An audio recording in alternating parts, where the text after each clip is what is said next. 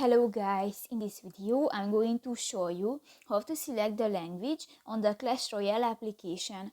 But first of all, I just want to mention, please don't forget to subscribe to our channel, because at 100,000 subscribers we are going to show you our YouTube revenue statistics and growth strategy how to make money online.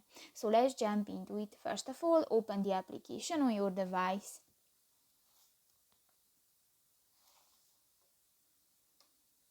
This will take a 5 minutes when the application is uploading.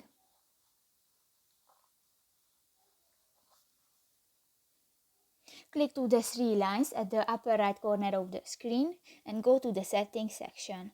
Here you can find the second option, the language, and click to the English button.